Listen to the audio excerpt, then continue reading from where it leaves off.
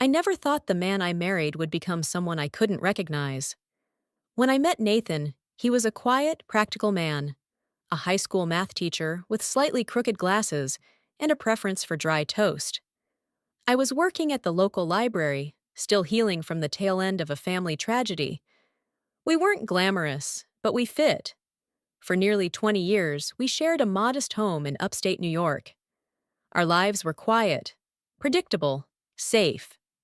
I gave up the idea of a career early on. We agreed his job paid enough for a small life, and I'd focus on the home. I cooked, I cleaned, I took care of his mother when she fell ill. I watched our savings, clipped coupons, and never once bought a new dress without thinking it through for days. It wasn't easy, but I believed in loyalty. I believed in us. Then one Tuesday in March, everything changed. It started with a scratch-off ticket. He brought it home from the gas station with a gallon of milk. I remember that detail because he forgot to get the eggs, and I was a little annoyed. We scratched it at the kitchen table. I wasn't even paying attention at first, until he went silent. Then he stood up, gripping the ticket so tightly his fingers turned white. He looked at me like he'd seen God. 10 million, he whispered. I laughed. I thought it was a joke. It wasn't. By the end of the week, the lottery office had confirmed it. After taxes, we'd walk away with over 6 million in cash. Just like that, the life I knew was gone. At first, I imagined what we could do together. I dreamed of a small cottage in Vermont, a secondhand bookstore I could run part-time, maybe some travel. I thought we'd celebrate, plan, hold hands, and be overwhelmed together. But Nathan had other ideas. Within a week, he'd quit his job without telling me. He stopped wearing his old sweaters and started browsing real estate websites late into the night. He went out with people I'd never met, drank more, laughed louder. One evening, I came downstairs and overheard him on the phone with someone. He said the words, "Finally free." I didn't confront him. Not yet. I told myself it was stress, or nerves, or some misplaced euphoria. Then came the real blow. It was a Sunday morning. I had just made French toast, his favorite. He came downstairs in a tailored suit I'd never seen before, and said it, without flinching. "Now I'm rich, I don't need a housewife anymore." I thought I misunderstood. He sat at the table, calmly sipping coffee, and continued. "You were fine when we had nothing, but I'm not planning on living like a schoolteacher anymore. You don't fit that life." He wanted me gone. Just like that. No discussion, no warning, not even tears. I didn't cry. Not in front of him. He gave me 30 days to leave. The days that followed were some of the strangest of my life. I walked through our home, my home, like a ghost, touching the furniture I'd polished, folding the sheets I'd laundered for years, and pretending not to hear Nathan on his phone making plans for renovations, contractors, luxury trips I was no longer invited to. He never yelled, never lost his temper. His cruelty was clean, like a scalpel. Cold, precise, and unapologetic. He started having people over. Men with too white teeth, and women who laughed too loudly. He told me to make myself scarce during those evenings, so I'd retreat upstairs, locking the door, gripping a hot cup of tea with hands that wouldn't stop trembling. I began packing quietly. Not everything, just a few boxes. My books, some letters from my mother, a painting Nathan's mother had given me before she passed, a small watercolor of two doves. I doubted he even remembered it existed. I also started writing. I didn't know why at first, only that it felt necessary. In an old journal I'd tucked away in my nightstand, I began documenting every change I noticed in him. The expenses, the names he mentioned, the little signs of something deeper happening beneath the surface. I didn't know what I'd use it for, but I knew I had to write it down. 2 weeks in, Nathan brought a woman home in the middle of the day. She was in her 30s, with platinum blonde hair and stilettos that clacked across our hardwood floors like insults. He introduced her as a realtor helping me with the upgrade. She didn't look at me once. That night, he told me he was selling the house. I asked softly where I was supposed to go. He didn't answer, just sipped his wine and shrugged. "You'll figure it out," he said. I went to bed early that night, heart thudding like a war drum in my chest. I stared at the ceiling and felt something change. Not break. Harden. Like stone cooling in the fire. If he thought I would leave quietly and vanish, he didn't know me at all. The next day, I made an appointment with a woman named Marcia, a retired accountant I met through the church years ago. She wasn't glamorous, but she was sharp. I told her part of the story, not all of it, not yet. Just enough to raise her eyebrows and lean forward in her chair. She agreed to help me review any shared financial documents I still had access to. Nathan never saw the email notifications pop up. He was too busy measuring the living room for a baby grand piano he'd never learned to play. Marcia was more helpful than I'd hoped, and more cautious than I expected. She told me plainly, men like Nathan don't just change. Money didn't corrupt him. It gave him permission. I didn't want to believe that. But it echoed something I hadn't yet admitted to myself. Maybe the man I married was always like this. Maybe I just never mattered enough for him to show it. Together, we combed through bank statements, credit card accounts, old tax filings. She showed me how to request a credit report in my name and his, and what to look for. Some accounts were still joint, though he'd started to open new ones in his name alone. That wasn't illegal, but it told me something important. He wasn't hiding his exit. He was expecting me not to notice. Marcia advised me to move fast but stay quiet. "Don't let him know you're watching. That's when men like him start getting sloppy and dangerous." I nodded. I was scared, but I wasn't frozen anymore. Back at home, Nathan had become a stranger in his own house. He started sleeping in the guest bedroom, not that I asked him to. He said he needed space to think. I stopped cooking for him. He didn't notice, or didn't care. One morning, I walked into the kitchen and found a woman in one of my old robes, one I hadn't worn in years, but kept neatly folded in a linen drawer. She was pouring herself coffee, perfectly comfortable. I stared at her, my throat tightening. "Oh, hey," she said, brushing her dyed auburn hair behind her ears. "You must be the, ex-wife?" I didn't answer. Later that day, Nathan cornered me in the hallway. "Don't make this harder than it has to be," he said flatly. "I'm giving you more than enough time. We both know you'll land on your feet. You always do." That's when I realized something. He wasn't cruel because he hated me. He was cruel because he no longer saw me as a person. I was just a problem to remove, a smudge on his new life. I started preparing to leave, but on my terms. I visited our storage unit and took out a locked metal box I hadn't touched in over a decade. Inside were documents, certificates, and copies of receipts from a small business I once tried to start, before Nathan discouraged me. I kept the papers anyway. They felt heavier now, more important. I called Marcia and told her I might want to revisit something from my past, something I had buried too soon. "You thinking of making a move?" she asked. "I think I already did," I replied. That night, I watched Nathan from across the house. He was lounging on the couch with that same woman in my robe. They were laughing at something on the television. He looked smug, comfortable. I didn't feel angry. I felt ready. The business had been a modest idea, born years ago out of long evenings and hopeful scribbles in a notebook, custom handmade stationery and journals. I called it Kindred Pages. I ran it for a few months before Nathan said the money wasn't worth the stress and convinced me to shut it down. At the time, I believed him. He made it sound like he was protecting me. Now I realized he was just making sure I stayed small.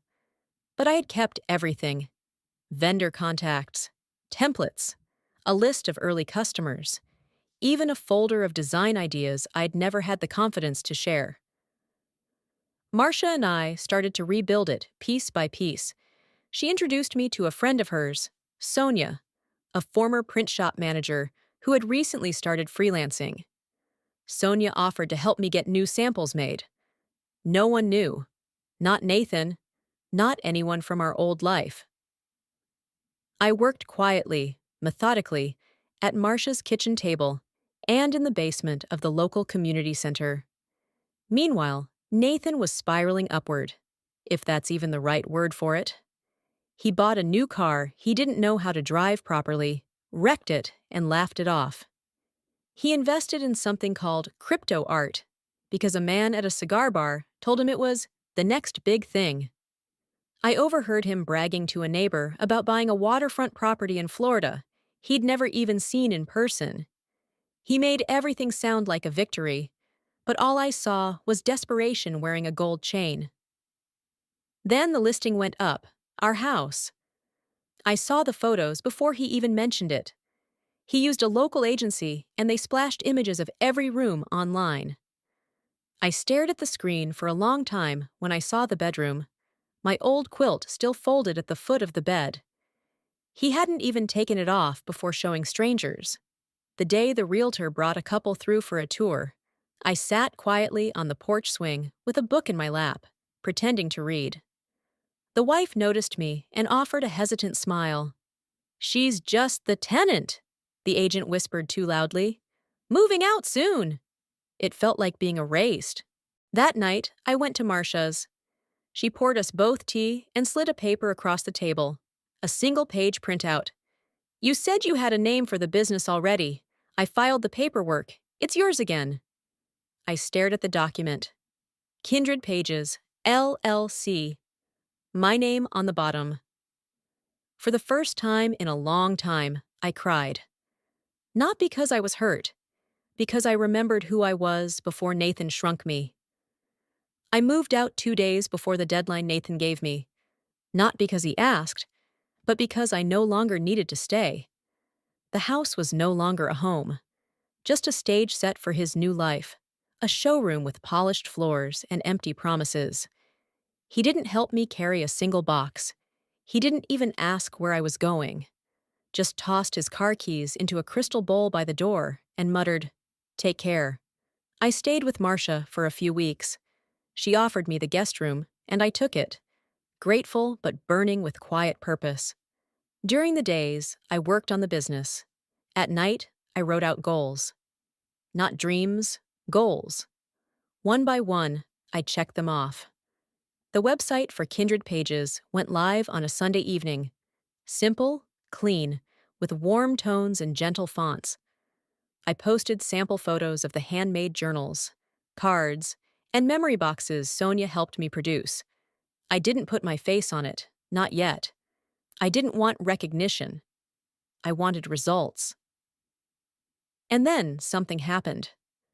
An influencer, a woman I vaguely remembered from our town, now living in California, shared a post about the shop. She'd bought a custom memory journal for her mother and filmed herself unboxing it with tears in her eyes. "It's so beautiful," she whispered on camera. "You can tell the person who made this put love into every inch." Orders poured in. Sonia and I could barely keep up. Marcia handled the books, gently warning me not to let the early success push me into fast expansion. "Sustainability," she said firmly, "is power." Meanwhile, Nathan called once. Just once. He left a message, his voice distant and casual. "Hey, just wanted to confirm you got all your things out. And if you left your blue kettle, the realtor wants the counters clear." I didn't respond. But I did drive by the house one evening, staying across the street in Marcia's car. The lights were on.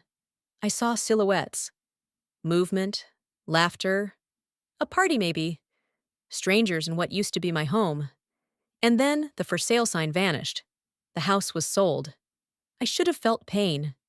Instead, I felt relief, like a weight had lifted from a part of me I didn't even realize was carrying it.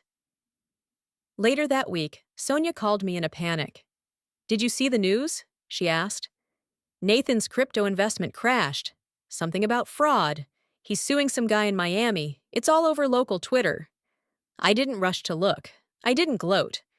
I simply returned to my desk, picked up a fresh pen from my inventory drawer, and added a new page to my journal. Things I have built without permission. Nathan had the money, but I had the foundation. I rented a small cottage just outside of town. 2 bedrooms, creaky floors, and a wraparound porch that creaked in the wind. It wasn't luxurious, but it was mine. I painted the kitchen myself, a warm shade of sage, and put up shelves with mismatched mugs from the thrift store. Every corner felt like a reclaiming. Orders kept coming. We couldn't keep up with handmade production alone, so Sonia suggested limited runs, products that felt handcrafted but could be produced in small batches. I wrestled with the idea.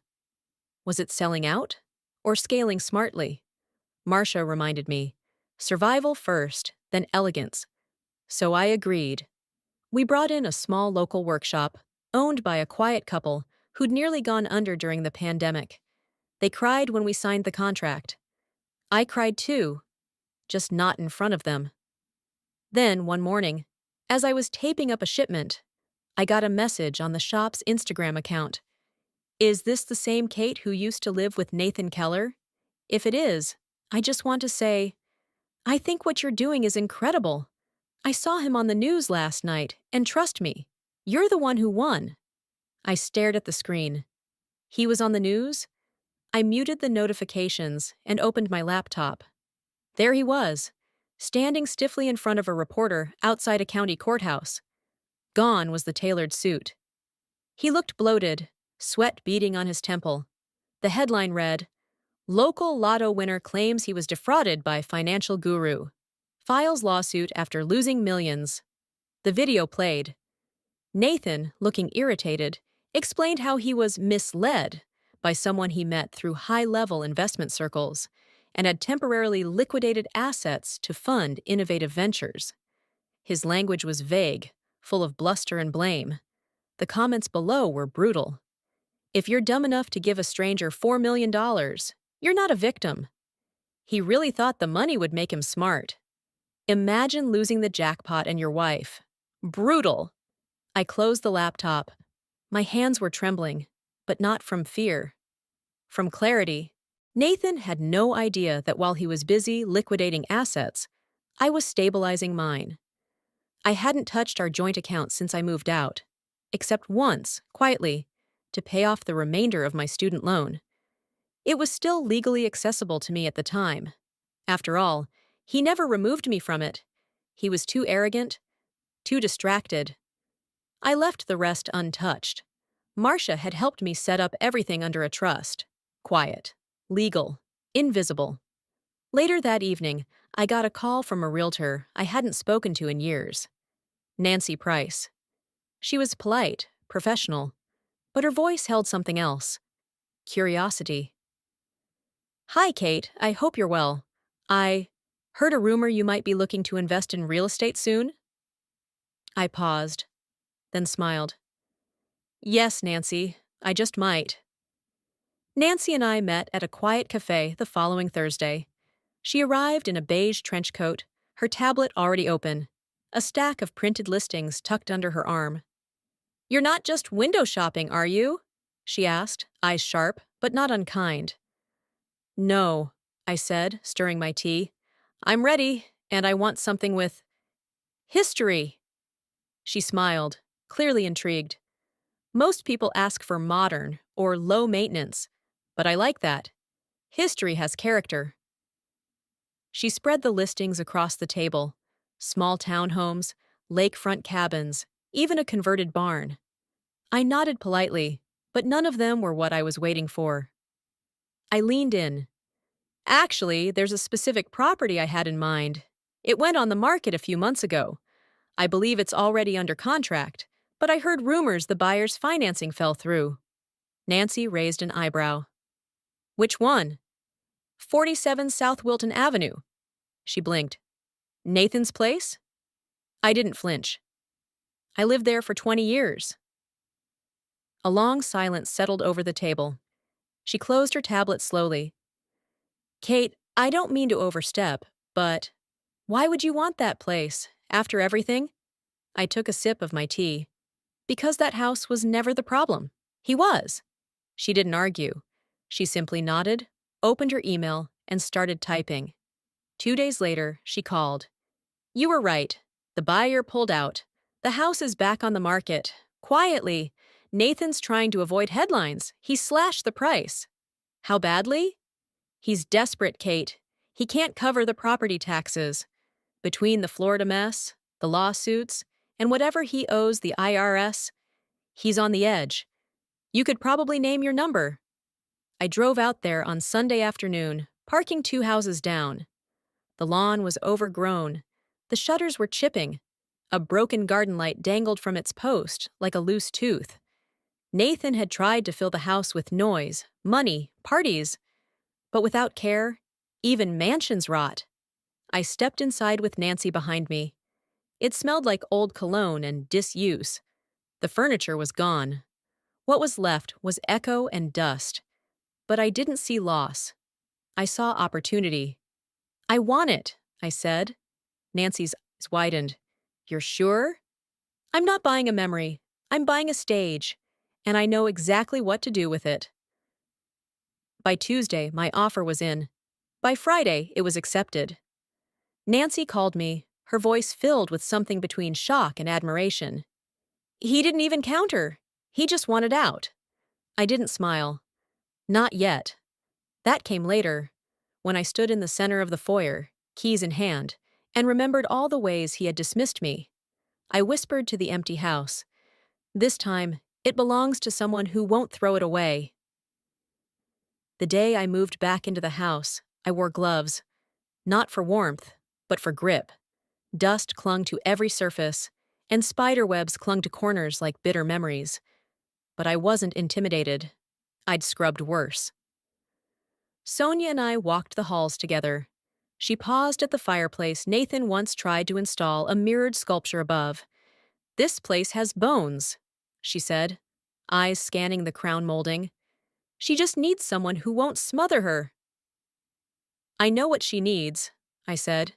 She needs a purpose. That week, I sketched my plan. A creative space. A studio boutique for kindred pages. Not a storefront in a strip mall. Something different. Something that would make people feel like they stepped into a storybook. Custom journals, memory boxes, calligraphy classes, seasonal workshops in the sunroom, writing circles by the fire. Marcia helped me draw up the legal and financial maps. Sonia connected me with local artisans, most of them women, who'd been quietly trying to keep their crafts alive. We painted the walls warm honey and soft plum. We pulled up old rugs, polished the hardwood beneath. Every drawer, every corner, every chipped baseboard. I touched all of it. I wasn't reclaiming the space. I was rewriting it. And then I did something small, but bold. I hung a framed note just inside the entryway. It read, "This space was once filled with silence and absence. Now it welcomes stories, voices, and beginnings. Welcome home. K." Opening day was set for mid-October. We didn't advertise widely. Just word of mouth, a few photos on the Kindred Pages Instagram, and an open invitation to the local paper to do a small write-up. They did more than that. The reporter, a young woman named Trina, fell in love with the space. She interviewed me for an hour, asked thoughtful questions, and took photos of everything: the displays, the classes, the garden that Sonia's niece had replanted. 2 days later, the article dropped. From heartbreak to handmade. The woman who turned her ex-husband's mansion into a community jewel. I hadn't expected the title, and I certainly hadn't expected Nathan to see it. But he did. That Saturday, while I was prepping samples for a memory journal workshop, Marcia walked into the kitchen with her phone in hand, and a look I hadn't seen before. Half amusement, half steel. He knows? I looked up. Nathan? She nodded. Someone sent him the article. He's already left a voicemail. I didn't listen to it, but I read the transcript. You really think this is funny? Buying my house? Turning it into some kind of hobby club? Do you have any idea how this makes me look? I exhaled slowly. It had taken him this long to see what I was building. He thought he kicked me out, and that was the end of it. But all he really did was set me free. I deleted the voicemail, then walked into the main room, where two women were picking out handmade recipe books. Let me know if you need anything, I said with a smile. It wasn't just local anymore. A lifestyle blog picked up the article and reshared it. Then a podcast reached out, not for gossip, for inspiration. I agreed to an interview, sitting in the same sunroom where Nathan once called me boring. I looked out over the garden and told the truth. I'd been quiet for too long, and silence isn't grace. It's often fear. The feedback was overwhelming. Letters, emails, women walking into the shop, not to buy, but to say thank you. A retired nurse, a single mother, a widow who whispered, "You reminded me I still have more chapters to write." One afternoon, the bell above the door chimed, and I looked up expecting Sonia or Marcia. It was Nathan, thinner, tired, wearing a jacket too heavy for the weather. He didn't look angry. He looked lost. I didn't flinch. I simply folded a linen napkin over a basket of dried lavender and said, "We're about to start a class." He stood in the middle of the room, taking it all in. The bookshelves, the hanging lights, the people smiling. None of it was his. "I didn't think you'd actually buy it," he said finally. "I didn't do it to spite you." "I know," he said quietly. "That's the worst part." I said nothing. He turned to leave, then paused at the doorway. "You were never just a housewife," he said. "I just didn't know how to handle someone who didn't need me." He walked out. I didn't follow. Behind me, a student gently asked, "Are we still starting?" I turned to her with a smile. Yes, right now. Winter arrived gently that year, and with it, a softness I hadn't felt in a long time. The days were shorter, yes, but they didn't feel darker. Each evening, I'd close up the shop after the last visitor left, turning off the twinkle lights one by one, the way I used to fold down pages of books I loved, carefully, with intention. We were expanding, slowly, wisely. Kindred Pages had partnered with a local women's shelter to offer journaling classes once a month. Sonia was training 2 apprentices. Marcia finally let herself retire fully, though she still came by for tea on Fridays and made sure I wasn't undercharging for custom work. I had a rhythm now, a life. One morning, I stood in the doorway of what used to be our old master bedroom, now a reading room lined with velvet chairs and wide, low shelves. A woman sat curled in the corner, her silver hair tucked into a knit hat, writing steadily into a journal she'd just bought. When she noticed me, she smiled. "I didn't think I'd write again," she said, her voice like worn lace. "But something about this place, it's like it reminds you who you were, before life tried to make you forget." I sat down beside her and said, "That's exactly why I built it." I didn't talk about Nathan anymore. People brought him up less and less. Occasionally, I'd hear a new rumor. He moved in with a cousin, or took a job managing a warehouse out of state. But those stories didn't sting. They felt distant, like something that happened in a dream I no longer needed to interpret. I kept the keys to the mansion on a handmade hook in the kitchen. Every time I picked them up, I remembered. Not what I lost, but what I refused to let go of. My voice, my name, my power. Some people say revenge is sweet, but I've found something better. Peace.